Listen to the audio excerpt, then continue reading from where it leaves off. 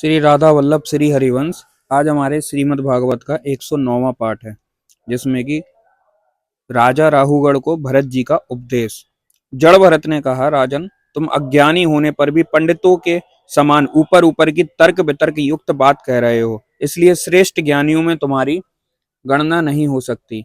तत्व ज्ञानी पुरुष इस अविचार सिद्ध स्वामी सेवक आदि व्यवहार को तत्व विचार के समय सत्व रूप से स्वीकार नहीं करते। लौकिक व्यवहार के समान ही वैदिक व्यवहार भी सत्य नहीं है, क्योंकि वेद वाक्य भी अधिकतर गृहस्थ जनोचित यज्ञ विधि के विस्तार में ही व्यक्त है। राग द्वेषादि दोषों से रहित विशुद्ध तत्व ज्ञान की पूरी पूरी अभिव्यक्ति प्रायः उनमें भी नहीं हुई है।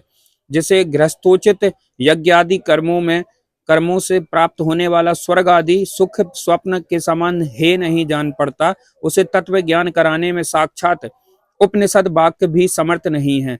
जब तक मनुष्य का मन सत्व रज अथवा तमोगुण के वशीभूत रहता है, तब तक वह बिना किसी अंकुश के उसकी ज्ञानेंद्रियों और कर्मेंद्रियों से शुभाशुभ कर्म कराता रहता है। यह मन वासनामय विषयासक्त गुणों से प्रेरित विकारी और भूत एवं इंद्रिय रूप 16 कलाओं में मुख्य है। यही भिन्न भिन्न नामों से देवता और मनुष्य आदि रूप धारण करके शरीर रूप उपाधियों के भेद से जीव की उत्तमता और अधमता का कारण होता है। यह मायामय मन संसार चक्र में छलने वाला है। यह अपनी देह के अभिमानी जीव से मिलकर उसे काल क्रम से प्राप्त हुए सुख दुख और इनके इनसे व्यतिरिक्त मोह रूप अवश्यम भावी फलों की अभिव्यक्ति कराता है। जब तक यह मन रहता है, तभी तक जागृत और स्वप्न अवस्था का व्यवहार प्रकाशित होकर जीव का दृश्य बनता है। इसलिए पंडित जन मन को ही त्रिगुणमय अधम शरीर का और गुणातीत पर मोत्कृष्ट मोक्ष पद का कारण बताते हैं। विषयासक्त मन जीव को संसार संकट में डाल देता है। विषयहीन होने पर भी वही उसे शांतिमय मोक्ष पद प्राप्त करा देता है। जिस प्रकार घी से भीगी हुई बत्ती को खाने वाले दीपक से तो धुएं वाली शिखा निकलती रहती है, और जब घी समाप्त हो जाता है तब वह अपने कारण अग्नि तत्व में लीन हो जाता है। उसी प्रकार विषय और कर्मों में आसक्त मन तरह तरह की वृत्तियों का आश्रय लिए रहता है, और इनसे मुक्त होने पर वह अपने तत्व को लीन हो जाता है।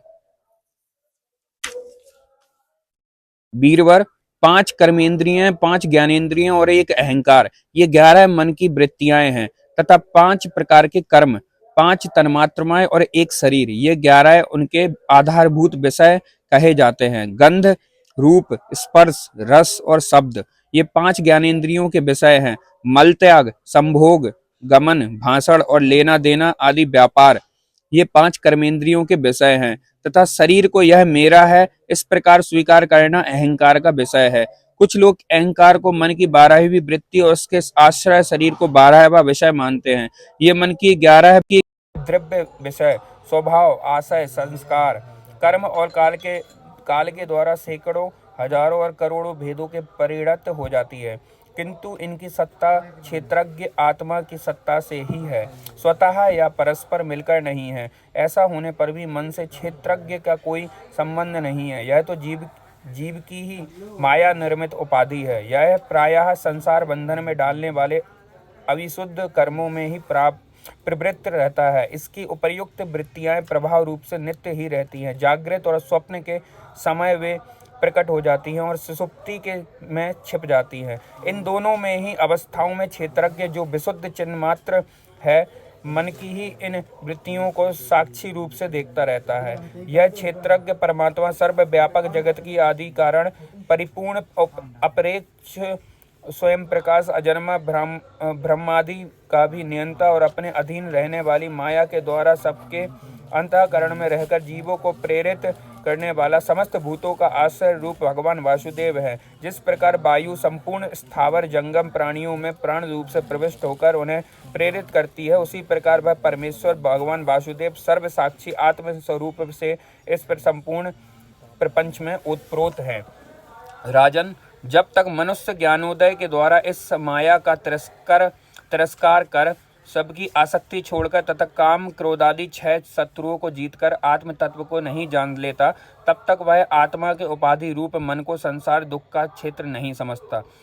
तब तक वह इस लोक में यूं ही भटकता रहता है, क्योंकि यह चित्त उसके शोक, मोह, रोग, राग, लोभ और बैर आदि के संस्कार तथा ममता की वृद्धि कराता रहता है। यह मन ही तुम्हारा बड़ा बलवान शत्रु है। तुम्हारे उपेक्षा करने से इसकी शक्ति और बढ़ जाती है। यह यद्यपि स्वयं तो सर्वदा मिथ्या है तथा इसने तुम्हारे आत्म स्वरूप को आच्छादित कर रखा है। इसलिए तुम सावधान होकर श्री गुरु और श्री हरि के चरणों की उपासना अस्त्र से इसे मार डालो। श्री कृष्णाम चरण अस्तु।